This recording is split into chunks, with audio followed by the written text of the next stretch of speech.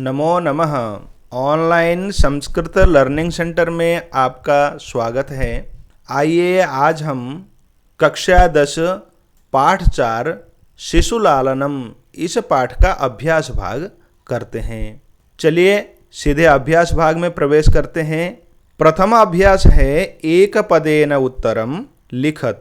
एक शब्द में उत्तर लिखना है। कुशलवौ कम उपसृत्य प्रणमतः। कुश और लव किसके पास पहुंचकर प्रणाम करते हैं? रामम, राम के पास पहुंचकर प्रणाम करते हैं। तपोवनवासिनः कुशस्य मातरम केन नामना आह्वयन्ति। तपोवन के वासी कुश की माँ को किस नाम से बुलाते हैं? देवी, हर्स्व देवी होगा क्योंकि ये संबोधन का पद है। देवी इस नाम से बुलाते हैं। वयोनुरोधात् कह लालनीयः भवति। आयु के अनुरोध के कारण कौन प्रेम करने योग्य होता है? शिशुजनः, छोटा बच्चा आयु से छोटा होने के कारण लालनीय होता है। केन संबंधेन वाल्मीकिः लवकुशयोः गुरुः। किस संबंध से वाल्मीकि लव और कुश के गुरु हैं? उपनयनोपदेशेन, उपनयन यज्ञोपवीत और उपदेश अर्थात विद्या का दान, इन दोनों कारणों से वे इन दोनों के गुरु हैं। कुत्र लवकुशयोः पितुः नाम न व्यवह्रियते। कहाँ पर लव और कुश के पिताजी का नाम नहीं लिया जाता है? तपोवने, तपोवन में उनका नाम नहीं लिया जाता। अब द्वितीय अभ्यास है अधोलिखितानां प्रश्नानां उत्तराणि संस्कृत भाषया लिखत। नीचे लिखे हुए प्रश्नों के उत्तर संस्कृत भाषा में लिखना है। रामाय कुशलवयोः कंठाश्लेषस्य स्पर्शः कीदृशः आसीत्। राम के लिए कुश और लव का आलिंगन किस प्रकार का लग रहा था? रामाय कुशलवयोः कंठाश्लेषस्य स्पर्शः। राम के लिए कुश और लव का आलिंगन हृदयग्राही, मन को मोहने वाला लग रहा था। रामः लवकुशौ कुत्र उपवेशयितुं कथयति। राम लव और कुश को कहाँ बैठने के लिए कहते? रामः लवकुशौ अर्धासने उपवेशयितुं कथयति। राम आधे आसन में अथवा राजासन में बैठने के लिए कहते हैं। बालभावात् हिमकरः कुत्र विराजते।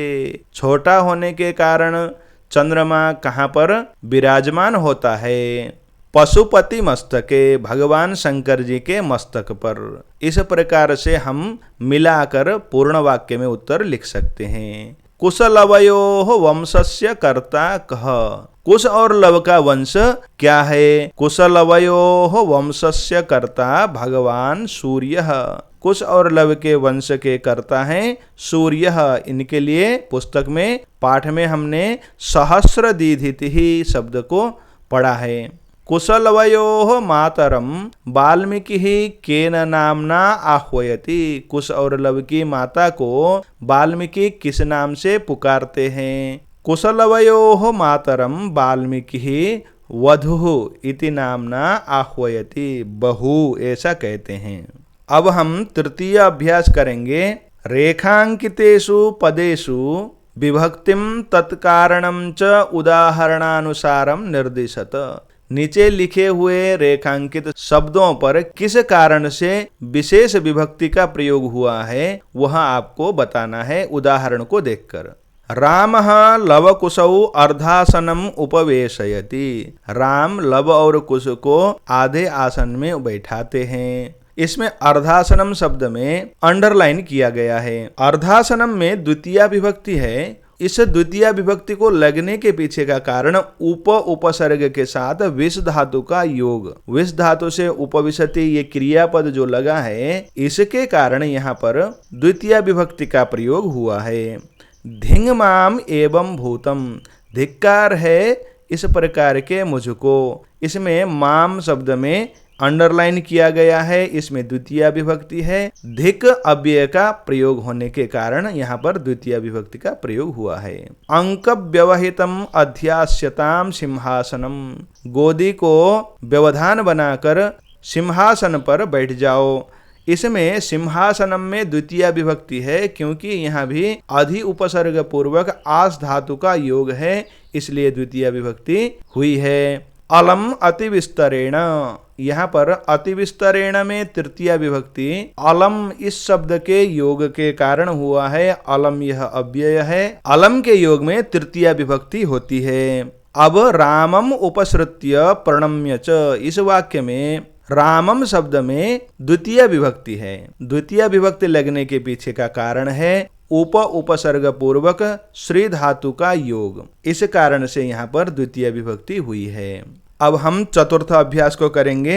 यथा निर्देशम उत्तरत, जैसा निर्देश किया गया है वैसे उत्तर देना है। जानाम्यहम तस्य नामधेयम, मैं जानता हूँ उसका नाम। अस्मिन् वाक्ये कर्तृपदम किम, इस वाक्य में कर्ता पद कौन है? अहम यहाँ पर कर्ता पद है। किम कुपिता एवं भणति उत प्रकृतिस्था, क्या क्रोधित अवस्था में ही ऐसा बोलती है अथवा सामान्य अवस्था में भी? अस्मात् वाक्यात् हर्षिता इति पदस्य विपरीतार्थक पदम चित्वा लिखत, इस वाक्य से हर्षिता इस शब्द के विपरीत अर्थ देने वाले शब्द को ढूंढकर लिखना है। प्रश्न तो बहुत लंबा है लेकिन आसान है। कुपिता ये शब्द इसका विपरीतार्थक शब्द है। हम ग नंबर को देखते हैं। विदूषकः उपसृत्य आज्ञापयतु भवान, विदूषक पास में जाकर आज्ञा करें आप, ऐसा बोलता है। अत्र भवान इति पदम कस्मै प्रयुक्तम, यहाँ पर भवान शब्द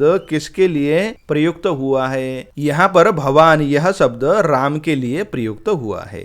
तस्मादंक व्यवहितम अध्यास्यताम सिंहासनम, इसलिए गोद को व्यवधान बनाकर सिंहासन में बैठ जाओ।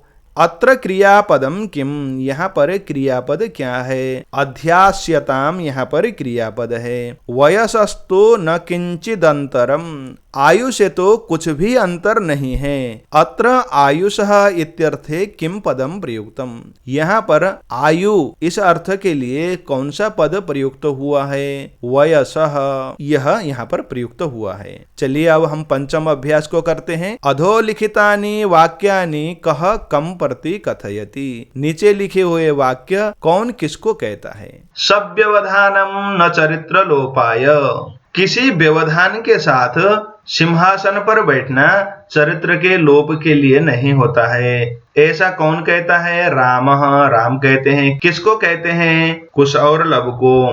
किम कुपिता एवं भणति उत प्रकृतिस्था, क्या वो क्रोधित अवस्था में ही ऐसा बोलती है अथवा सामान्य अवस्था में भी? ये कौन बोलता है? विदूषकः, किसको? कुशम।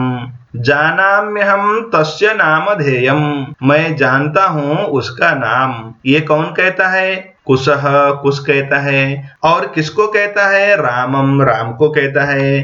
तस्या द्वे नामनी, नामनी नहीं नामनी होता है यहाँ पर, उनके दो नाम हैं। ये कौन कहता है? लवः, लव कहता है। और किसको? विदूषक को कहता है। वयस्य अपूर्वम खलु नामधेयम, अरे मित्र बड़ा अद्भुत नाम है, ऐसा कौन बोलता है? रामः, राम कहते हैं। और किसको? मित्र विदूषक को, विदूषकम ऐसा लिखेंगे। अब छठा अभ्यास है। मंजूषातः पर्याय पदम चित्वा पदानाम समक्षम लिखत, इस बॉक्स से मंजूषा से दो दो पर्याय पद को चुनकर हमें नीचे लिखे हुए शब्दों के आगे लिखना है। देखो हिमकर शब्द के लिए यहाँ पर शशि और निशाकर दो शब्द लिखे गए हैं, उनको हम चुनकर लिखेंगे। संप्रति शब्द के पर्याय पद हैं अधुना और इदानीम, इन दोनों को लिखेंगे। समुदाचारः इस शब्द के पर्याय पद हैं शिष्टाचारः और सदाचारः, इन दोनों को लिखेंगे। उसके बाद भगवान शंकर जी के नाम हैं शिवः और चंद्रशेखरः, दो पर्याय पद हैं, इनको लिखो। तनयः इस शब्द के पर्याय पद हैं पुत्रः और सुतः, इन दोनों को लिखेंगे। उसके बाद सहस्र दीधितिः, इसके पर्याय पद हैं सूर्य और भानु, इनको लिखने के बाद छठा अभ्यास पूर्ण हो गया। अब देखो अगला अभ्यास है विशेषण और विशेष्य पद को जोड़ने का। उदात्तरम्य, इसका विशेष्य है समुदाचारः। अतिदीर्घः इसको प्रवासः के साथ मिलाएंगे। समरूपः कुटुंब वृत्तान्तः, हृदयग्राही स्पर्शः, कुमारयोः इसका विशेष्य है कुशलवयोः। अब सप्तम अभ्यास करेंगे। अधोलिखित पदेषु संधिम कुरुत, नीचे लिखे हुए पदों में संधि करना है। द्वयोः अपि, इन दोनों का बनेगा द्वयोरपि, संधि होगी विसर्ग संधि। द्वौ अपि, इन दोनों को जोड़ेंगे तो बनेगा द्वावपि, इसमें संधि है अयादि। कह अत्र, यहाँ पर है विसर्ग संधि को अत्र, ऐसे बनेगा। अनभिज्ञः अहम, यहाँ भी विसर्ग संधि है, अनभिज्ञोहम बन जाएगा। इति आत्मानम, यहाँ पर यण संधि है, इत्यात्मानम। अब इसी का ख नंबर का अभ्यास है। यहाँ पर विच्छेद करना है क्योंकि शब्द लिखा हुआ है लेकिन ये संधि युक्त शब्द है। अहमप्येतयोः, यहाँ पर संधि हुई है अहम अपि एतयोः, तीन शब्द हैं किंतु अपि और एतयोः यहाँ पर इन दोनों में संधि है। अहम और अपि इसमें संधि नहीं है, संयोग है। वयोनुरोधात, वयः अनुरोधात, विच्छेद करने पर वयः अनुरोधात बनेगा, विसर्ग संधि है ये। समानाभिजनौ, यहाँ पर समान अभिजनौ, ऐसे दो शब्द निकलेंगे, सवर्ण दीर्घ संधि है ये। खल्वेतत, यहाँ पर यण संधि है, खलु धन एतत, ऐसे दो शब्द अलग अलग बन जाएंगे। इस प्रकार से आपका यहाँ पर समस्त अभ्यास भाग पूर्ण हो जाता है। अब हम अगले वीडियो के साथ पुनः मिलेंगे, तब तक के लिए नमो नमः, पुनर्मिलामः, धन्यवादः।